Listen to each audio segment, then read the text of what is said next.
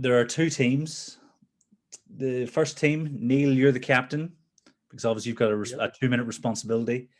And on your team, you have Christopher Such and Jack Harker. Yes, that's you guys can choose a name for your team if you want. And then on the other team, you've got Shannen as the captain, and with Morgs and Lloyd. So quite even teams.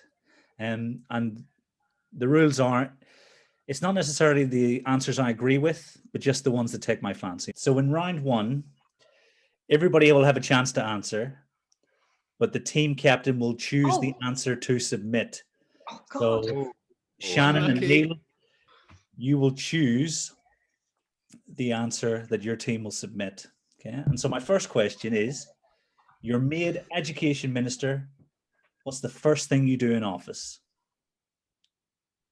We'll start with Shannon's team. So let's start with Lloyd. Okay, so I would probably revamp completely the year 6 writing moderation process, because it's garbage. And we all know that the writing levels that have been assessed over the last several years in England, I would say, it has a guess of being wildly inaccurate. And we've all been there, and those children have gone up out of our care into secondary schools with these levels that we know in our heart of hearts probably weren't reflective of what the child was doing in year 6. So I would look down a comparative judgment route, because I think that it seems to be a far more sensible way of looking at things in terms of best bets, because I think a lot of English writing stuff is best bets, because of the subjective nature of it. But yeah, that would be mine. Shannen, what would you go with? Oh, is it my turn? This is an interesting question. And I know that people in this Zoom tweeted this question out a while ago. So I went to look at what other people had said, and no one helped. I think that there were two things in my mind. One was either revamp Ofsted and look at the way that they do it in the Isle of Man, which is like a kind of self-evaluation. They then come in and kind of talk to you about your self-evaluation and decide whether or not your evaluation of yourself is accurate or not. Or just hire a bunch of teachers who can advise, which would be a delight, I'm sure. So one of those. Can I give 2 answers? Yeah, you can give 2 answers, but you have to choose one to submit. So then I think we're over then to Morgs. What would you do? 2 words: pay rise. No, I think I would go down yourself, or generally, initially me, and then work towards other people.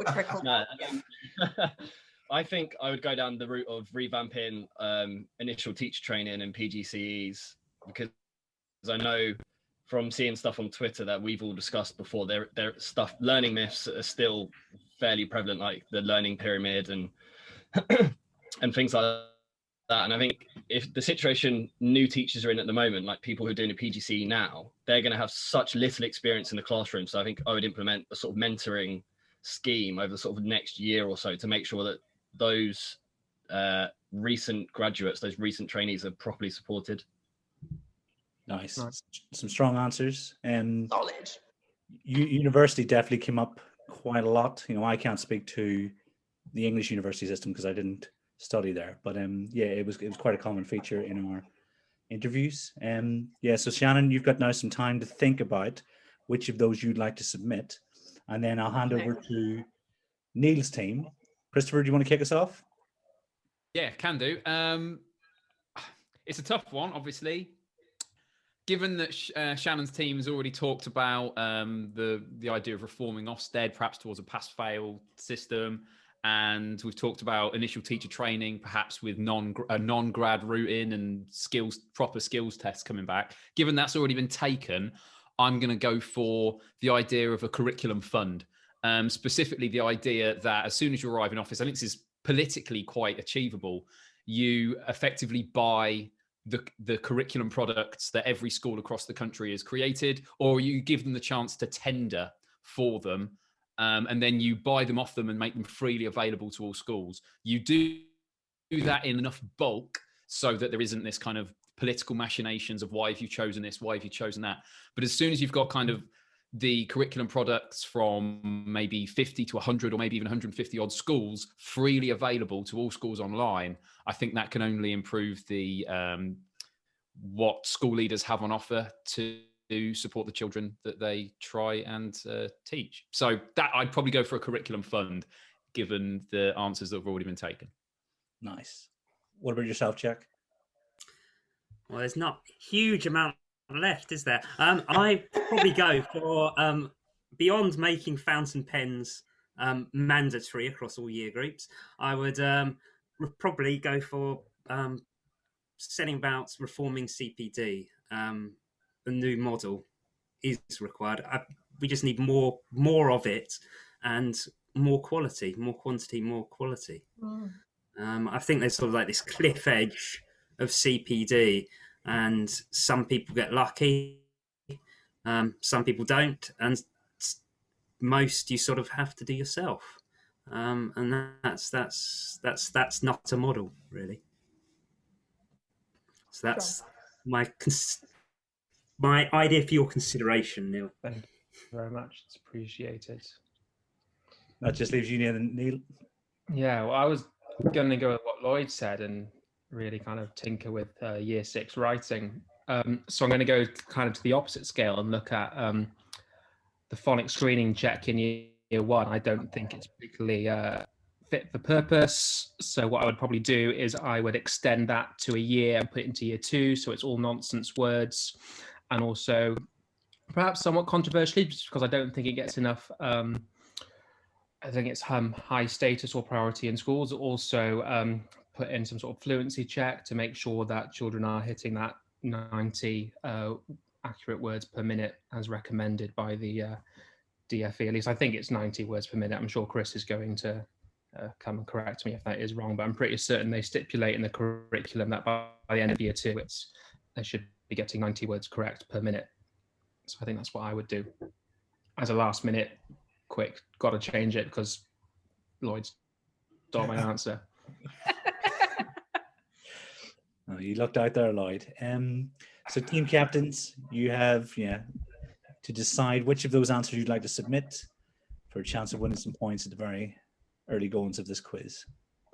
I love the idea of these two team captains having to choose the answer now, and they're like, well, I think mine's the best, but can I really pick it? Can I? Yeah, the one I came up with over the space of 30 seconds is definitely better than what you guys thought about for an hour or so.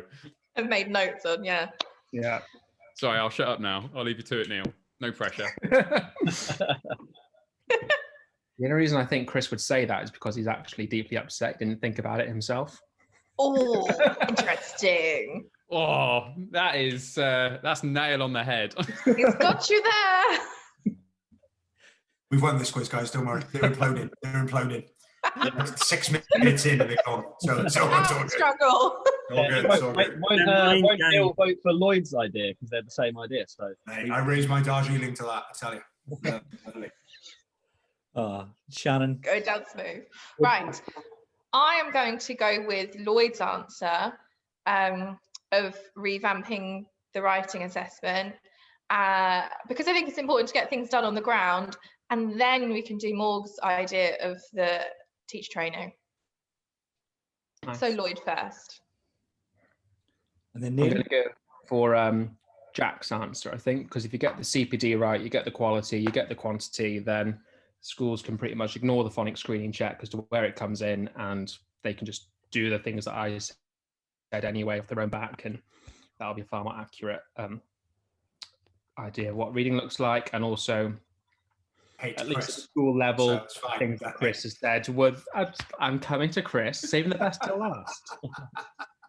Likewise, what Chris said, if you have those teachers, you have them, give them the time, give them the quality, those things can be done. And of course, it would be a model where they would be freely shared. Sending Neil pictures of like a horse's head in a bed, like right now over WhatsApp. I am worried for my life right now. I'll protect you. It's fine. So this puts me in a difficult position because I don't like the moderation process. Yeah, in fact, I'd go so far as to say I really dislike it. But equally, I do value CPD, especially guaranteed high quality CPD. So I think on this occasion, because everything else will flow from it, I think Neil's team get the points. I think Neil Armand chose the one that he knew you were going to pick, the one that you would like the most. This is a dirty game. That's uncalled for. Fix. Fine. I know how we're playing now. I'll get into Kieran. I did say that wouldn't always be the case. Sometimes if an idea catches me off, like Chris's idea, if it had been submitted, because it was so left field and I'd never considered it before, then I definitely would have gone for that one. So there's no way of guessing what's going on inside my head, especially the longer this interview goes on. I think Neil offered him a timeshare in San Francisco. That's why he's gone for it. The nuances of the quiz already. Blimey. They're there. Deep. So that means you guys have 10 points so far. So the second question, and I think we'll keep the teams the same order. So you're given permission to remove one requirement from the national curriculum. What do you cut? And so we'll send it over to you, Lloyd. Oh, I have thought about this, and it's quite difficult because it's probably more like you lean towards more like what you add rather than take away, right? It's like Dylan Williams says, isn't it? You've got to take something away before you add something. So it's just trying to find out like what to take away. Oh man, I guess like thing is, it would be a weak source answer in a sense that like phonics wise, in terms of taking that away and having more regular check-ins through the whole of the process, I think would be better. Like fluency check-in. So taking away the one like accountability and kind of lowering the stakes on it a bit and spreading that fluency check out across the whole of the phases. I don't know how that would be in practice. Whether you've got to have some accountability on it, because obviously we all know what it will get like if left to our own devices and then too much pressure coming on it. But if you had some way of checking the fluency all the way through, just that little measure of accountability all the way through for that, I think it would help promote phonics further up into the school, where it gets is notoriously where it gets lost. And I'm sure Chris will agree and Neil will agree with that. That's where it starts to fall off and become this thing which, we've done that. So like, we don't, we did phonics back. They just can't spell.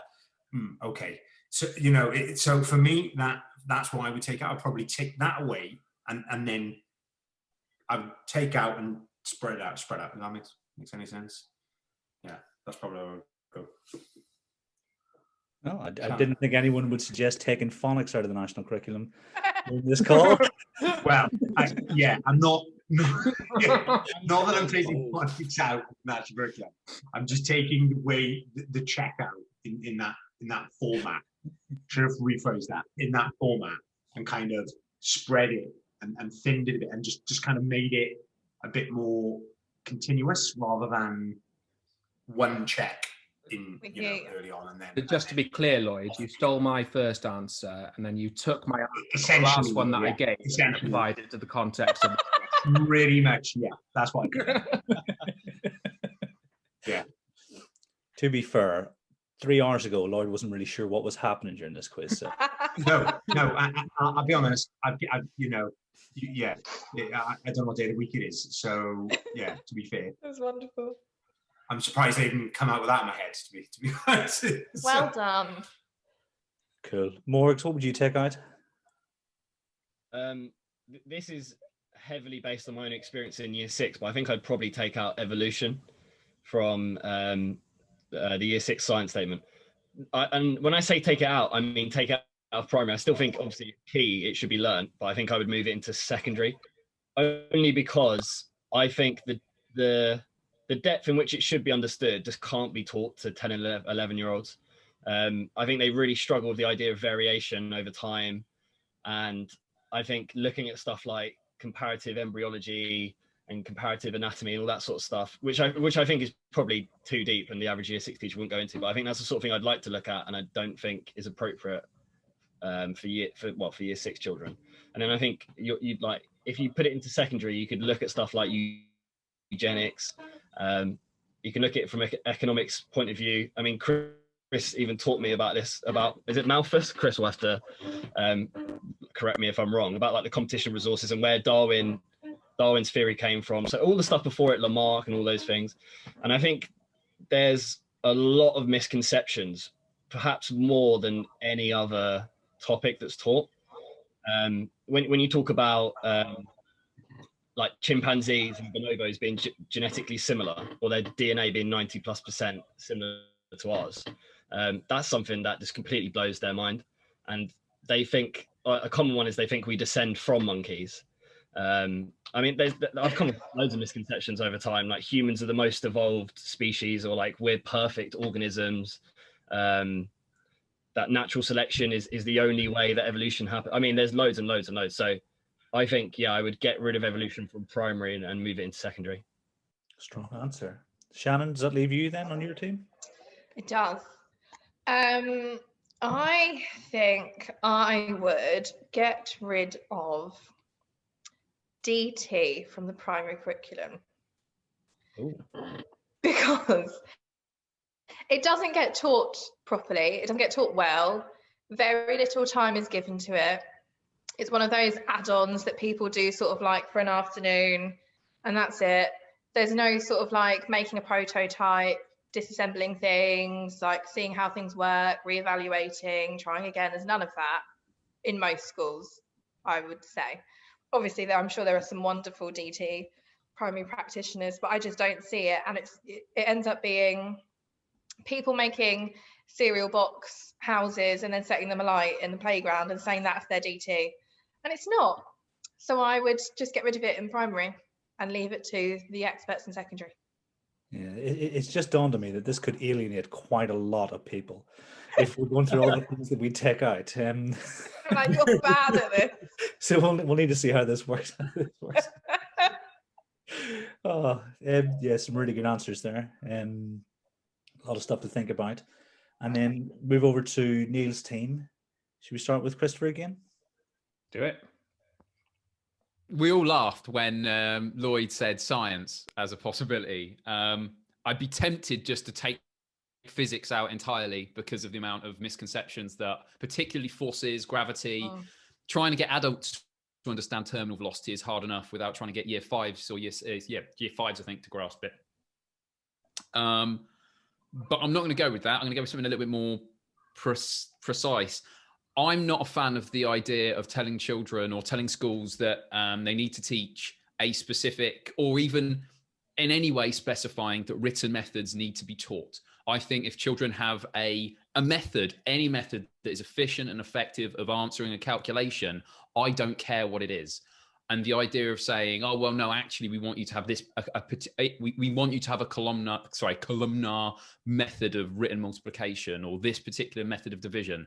Really not a fan of that. That doesn't mean it shouldn't be taught in schools. I just don't think it's something that should be specified in the way it is. And you can see how that plays out in the Key Stage 2 SATs, and the fact that as long as kids are pretty solid with written methods and can do them fairly quickly, they've got a very good chance of doing well in SATs at the expense, I think, of things like mental methods. So yeah, specific written methods is something I would almost certainly ditch, or at the very least reword.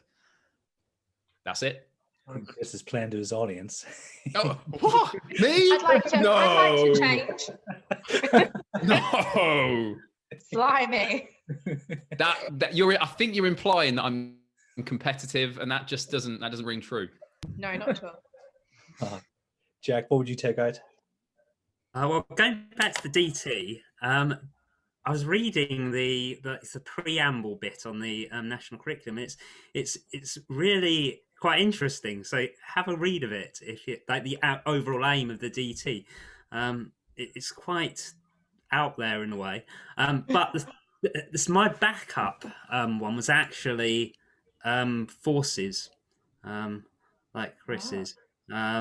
In specifically really magnetism and electricity, being lower key stage 2 based. But the thing I would take out is from maths and is my most hated thing in the whole maths curriculum, and that's the analog clock. I would just get rid of it. Double scale, putting base 10 in a base 60 system. No, just take it out. Take it out. Take Digital. it out or just move it further along at some other point? He said take it out. Take it out. If you want to learn about it when you're like 26, 43, whatever.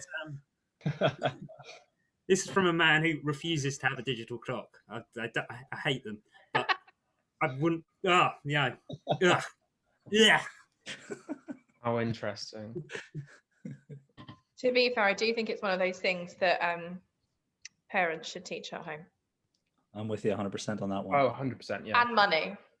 Just while we're there. Well, the thing about time is you can teach someone to read a clock pretty quickly if they basically come to you and go, oh, how does this work? It's like it's like a 3-minute job and a bit of repetition. But if you've got a class of 30 in front of you and 20 of them don't know how to tell the time and 10 of them already know how to do it as easy as breathing in and out. Oh, yeah. I end up just, I don't teach that to a whole class. I scrap it and then I teach it one-to-one through the year. That's the only way I've ever really had proper success with it. Yeah, because I think there's some schemes that give a lot of time towards that particular skill. Well, yeah, a lot of them. So a lot of them that commenting on building what you're saying, they have clocks quite early on in year 2 when, I mean, some children haven't even mastered their 5 times tables yet, and you think exactly, yeah, they can't even count up to 60 and 5, and they're asking them to tell time at 5-minute. Yeah, pretty silly. My one would be to perhaps somewhat controversially be to take out a lot of the curriculum statements from Key Stage 1 history. I think we narrow down far too much, far too quickly as to what the national curriculum actually wants Key Stage 1 to do. And from experience, a lot of the topics are just pretty much carried over from pre-2014, the old QCA units. And I actually think at that point in time, so year 1, year 2, it should be breadth rather than depth. So I think pretty much through story, you could get through quite a substantial amount of world history, which would give them such a better foundation when you want to go into the things in more depth in Key Stage 2. But even if you don't go into those particular ones in depth, at least they'll kind of have that vague sense of time or that vague idea of noticing and picking up perhaps some common aspects between whatever it is that you've decided to teach. Nice. So some really, really strong answers. Team captains, you've got the job of deciding. Mine's clearly a clanger here. He stood out like the sorest of thumbs. Like a thumb that has gone in under a car. That was the equivalent of my answer in that round. So I'm withdrawing it respectfully. Ooh. Controversial, perhaps. It was never going to be picked, Neil. Don't pretend like it was a valid option. So Shannon, you went first last time. So Neil, what would you like to submit as your answer? Just love how ballsy Jack was there. Just get rid of analog clock. Loved it. Absolutely. But do you agree? I think so. I can definitely see, I think between the choice of getting rid of it, / kind of teaching it in the way that Chris said, where when they start to show a bit of curiosity around it, you can start drip feeding it in one-to-one across the whole year, as opposed to spending 10, 15 hours, whatever it is that certain schemes say you should spend on that. Absolutely. What a great idea. Go for Jack. I think he is. Jack is to your team what a red card is to the Welsh team at the moment. Fair play. He is literally. Don't mention that. Don't mention it.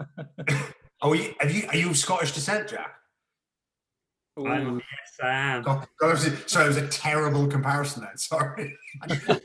I apologise profusely. It's okay. His wife's French. She'll get you in the next bit. Yeah. Oh, Shannen. I'm going to stick with my own because it has to happen at some point this evening where you pick your own answer. So I'm going to pick DT. Oh, this is tough. I'll tell you, if you had gone for morgues, I definitely would have taken that out because I think a lot of the foundation curriculum could be taught in secondary. And evolution is something very close to my heart, something I really enjoy learning about. But I'm 100% with them in terms of the fact that actually it can be much better served. It was done in year 8, year 9 when kids are a bit older, a bit more mature, and possibly able to access stuff like early Dawkins. So I do think that the time is a job for parents or whoever looks after children at home. So I have to give the points to Neil's team. So you guys have got 20 points now. If you went with my choice, it would be the end of the quiz.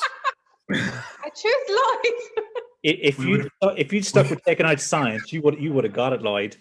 I just stuck my guns tonight. I know. Bold. Lloyd, you almost alluded to this in your last answer. You're given permission to add one requirement to the national curriculum. What do you add? And this time we'll start with your team, Neil, to give you a bit more thinking time. Are we happy with the order, or Chris, do you want to go last? If you need a bit of thinking time, I've got one I can mention. I don't think it's particularly good, but yeah, if you're happy to go, then classic. Okay.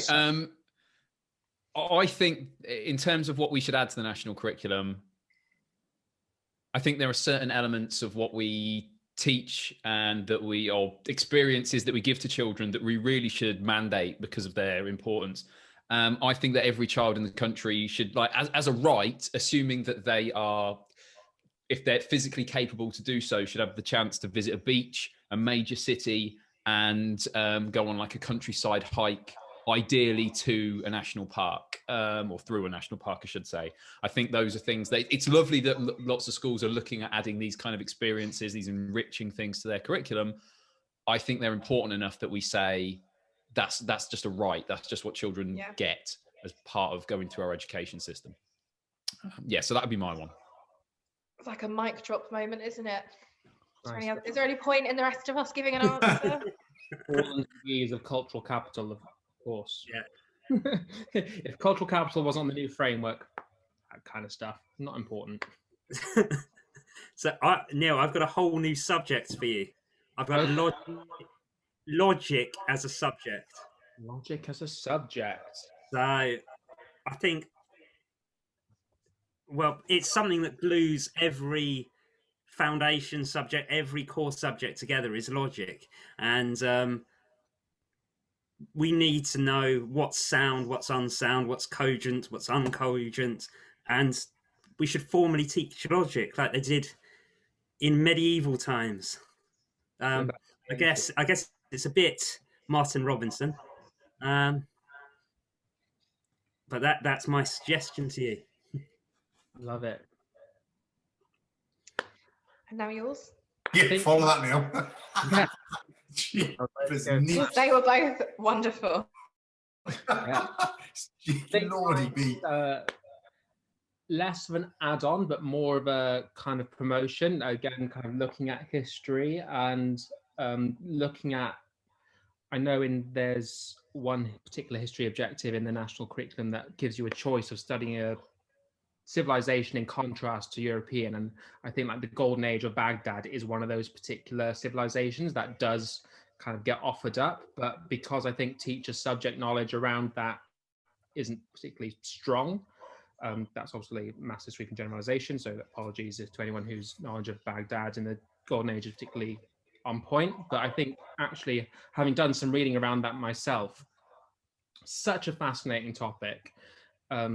Loads of things, the impact that people like Harun al-Rashid and al-Mansur had in kind of like, the 6th, 7th centuries, kind of like massive when you look at what they've done compared to what was then. It's a nice contrast to the the Vikings and that kind of era where the quote unquote, going into the dark ages after that Roman period, standards started to decline. So yeah, and I think it's a really nice contrast, and given the way that the world is right now in the 21st century, I think it'd be a very useful topic to make compulsory at primary school.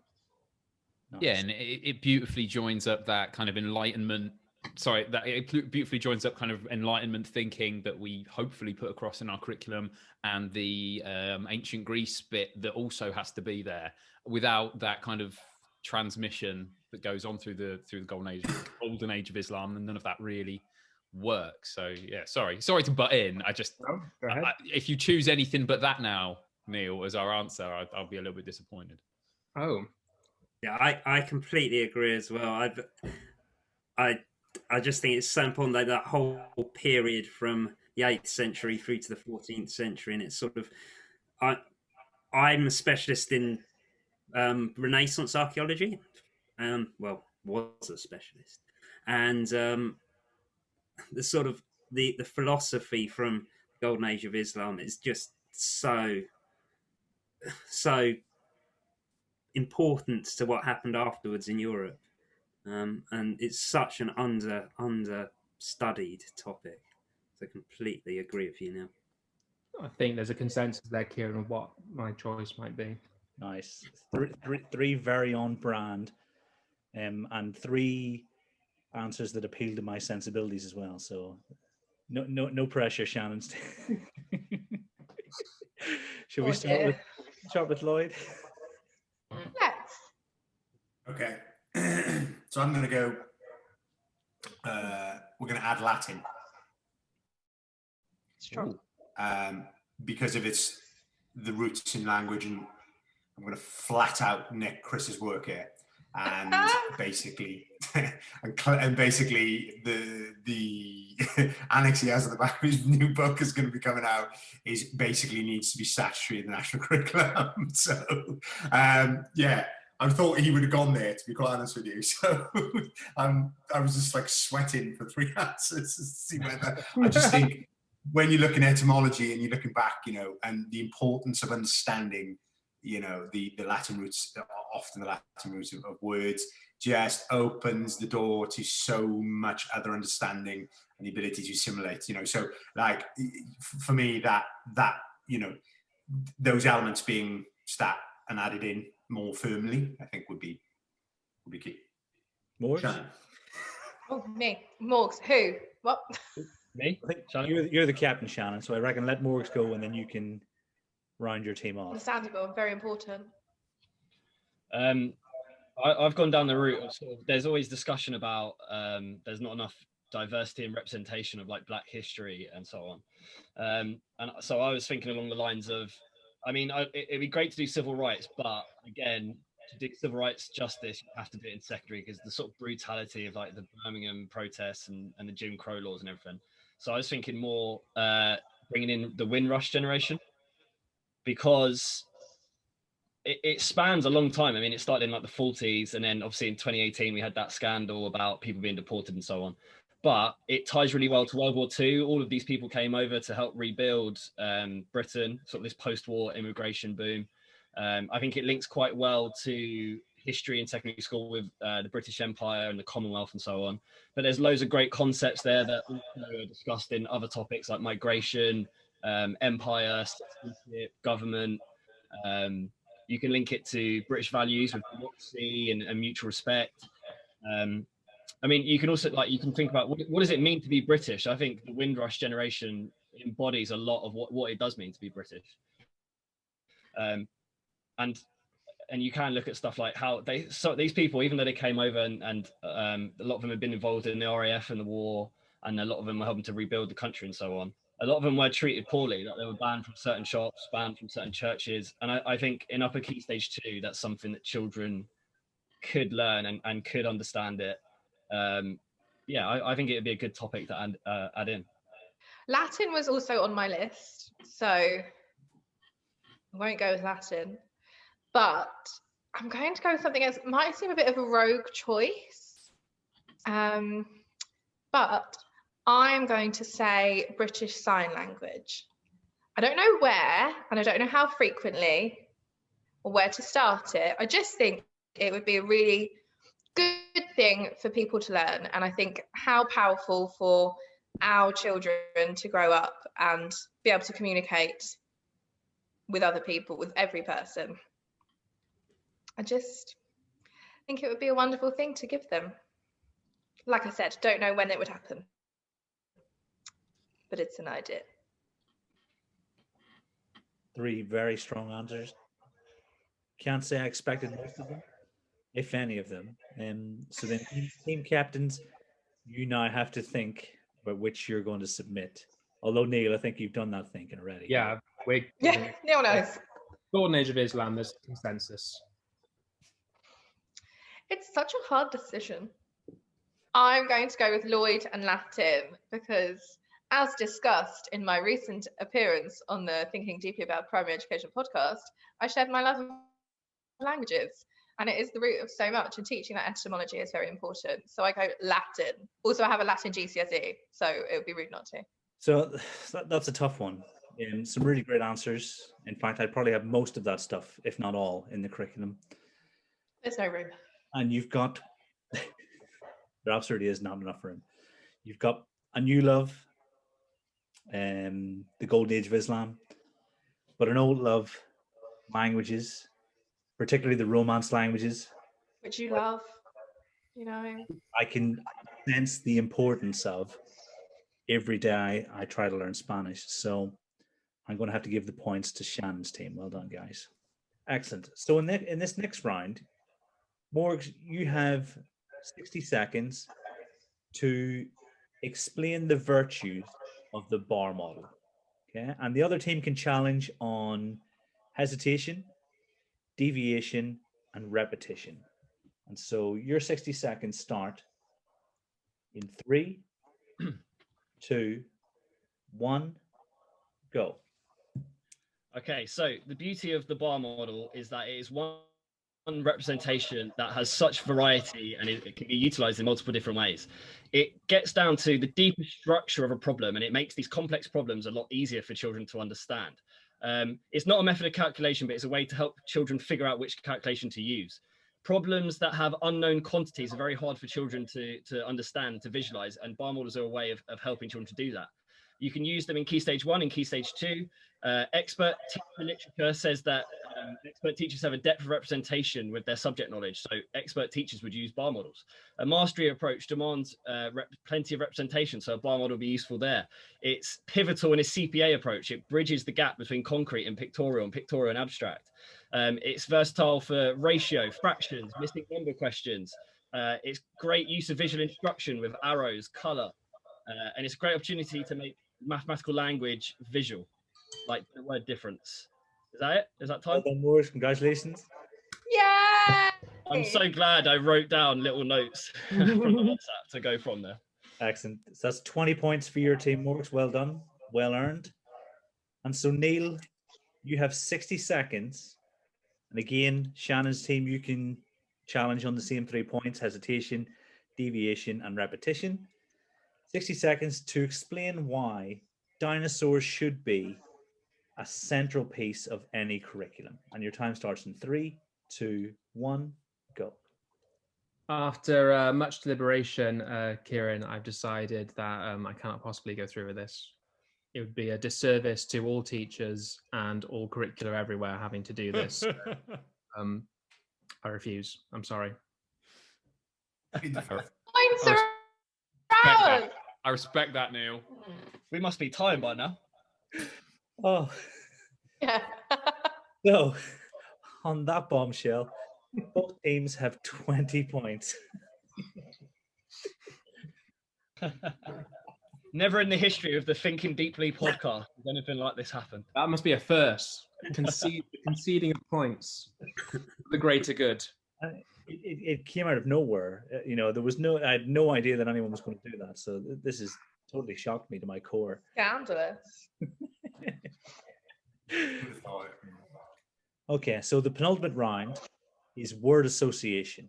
I'm going to give you a word, a term associated with education, and your job will be to give me the first thing that comes to mind. Now, each team has an elaborate card where they can challenge the person to explain what they think. And if they cannot explain, then the other team automatically wins the points. Lloyd, we'll start with you. And my first word for word association is variation. Non-example. Finches. Theory. Evolution. Bianchi. Selection.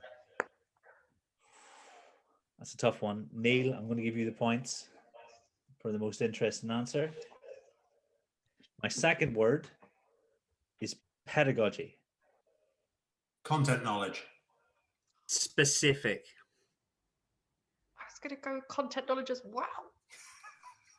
Lloyd! It's fine, we're on the same team.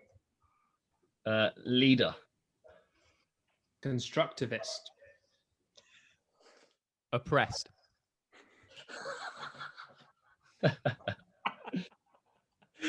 Oh, Jack, you get the points for specific. Oh no. Right. Next word is curriculum. IAT. Neil. Oh.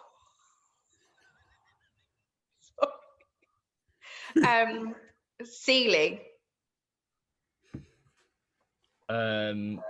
Course. Decolonize. Box set. Lloyd, what did you say? Maya. He said Maya. I thought you said hi hats. I was like, I don't understand it. I don't understand. Like Thinking hats. curriculum. Like fine. Like where are we going to introduce that? Right. Didn't you? That obviously my app makes sense. So it's got to be box set and Neil's allegory. So well done, guys. Is that 3 in a row now? Yeah, I should have revised for this. Don't worry, there's plenty of time. You did. The next one is assessment. Properly. Test. Purposeful. Formative. Systematic. Validity. Summative. Morgs, what was yours? Systematic. Yeah, let's go for that. Systematic, that gets the points. Next one, memory. Decay. Huh? Was that your answer? Sorry, I forgot what you said. Do we need to continue? I mean, Give him the points now. just give him the points, for God's sake, let's move on. Which is so annoying because I had a funny answer, but now Jack's stolen my thunder. Don't worry, no one will ever know Jack gave that answer when I cut it out. So. Right. It'll be It was memory, Jack. Well, if that was your answer, we can move on. Foam. Thank you, Jack. I hate memory foam. I hate it. So sweaty. I'm going to say forgetting. Hats. Residue. Oh, decay and residue. Oh, I'm going to go with decay. Okay. Excellent. Some good answers. Okay. Next one. Number. Bots. 2. Tense. Arithmetic. Inverse. Beast. I do like Iron Maiden, but I'm going to go with number bots. I'm gone Lloyd. It's all square again, with 4 more words to go. Oof. And the next one is behavior. Warm, strict. SAR.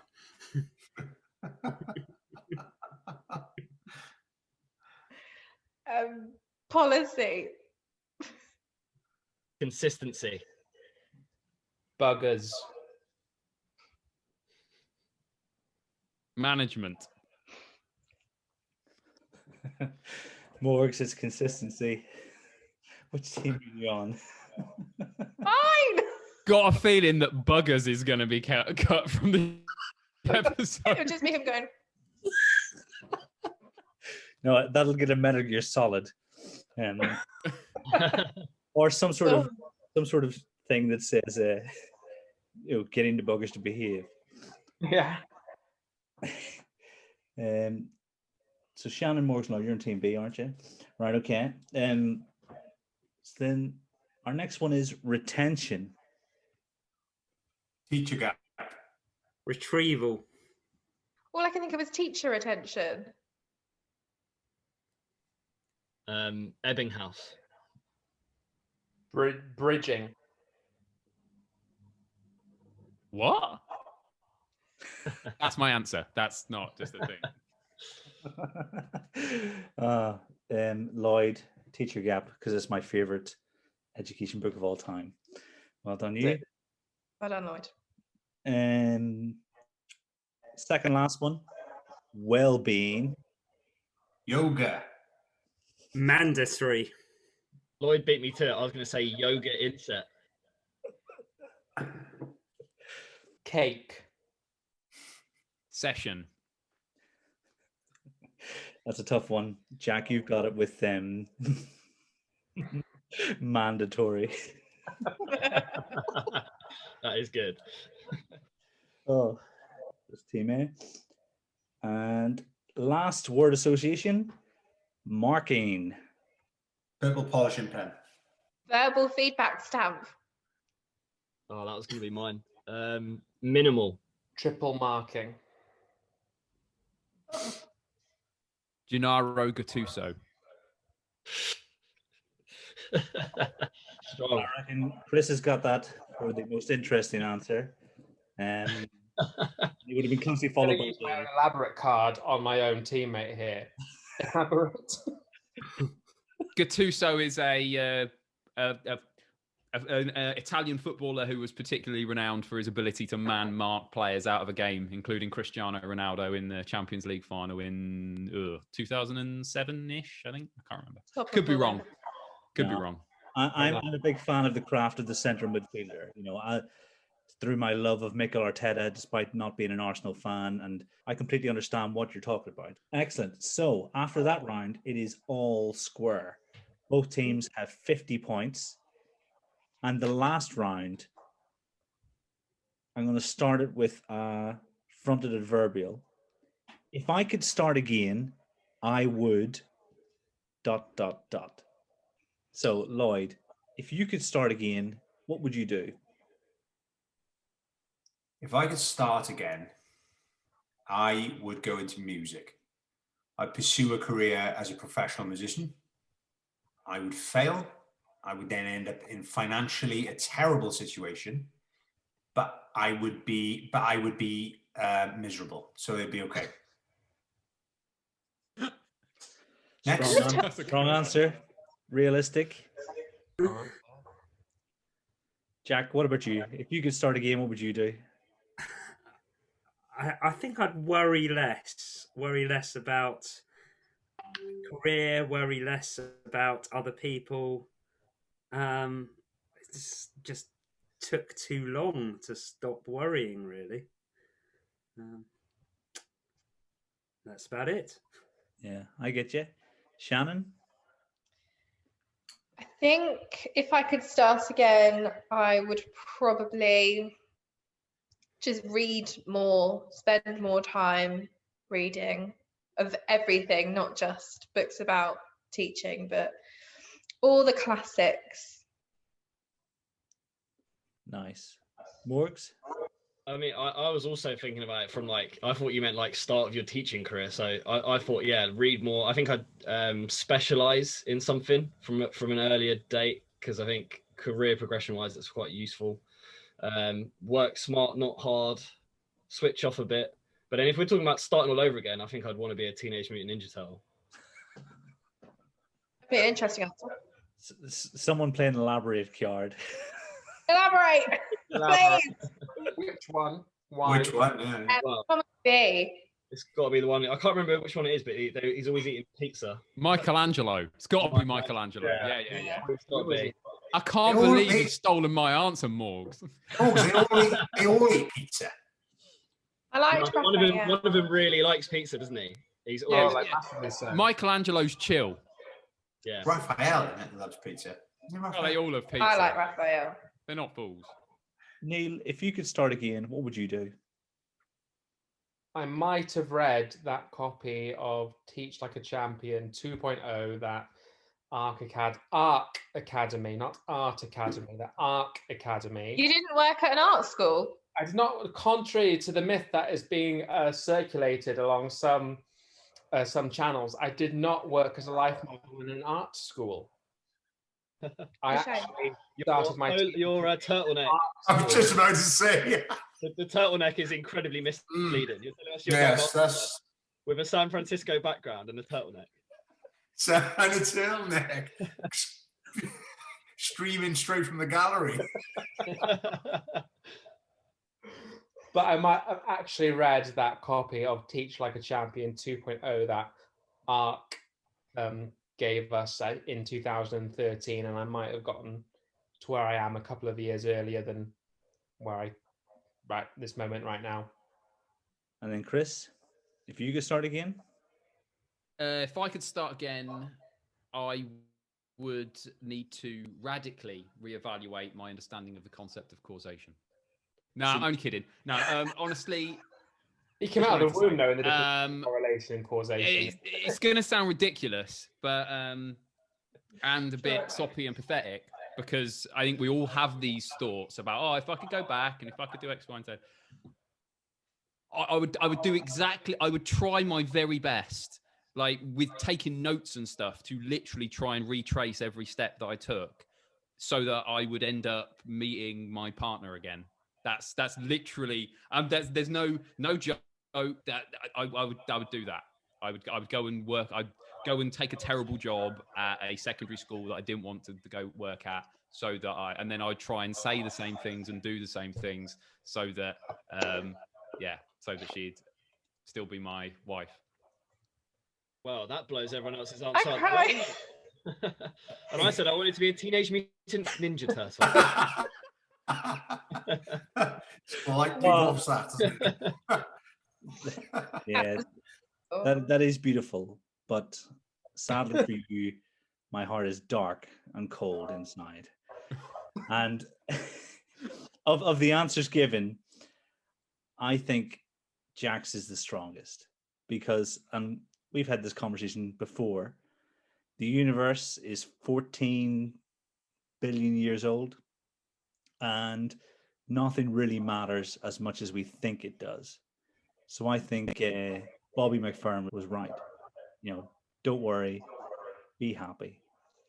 And on that bombshell, I want to thank each of you guys for being a guest on this first season of Thinking Deeply about Higher Education. Thank you very much to everyone who's listening.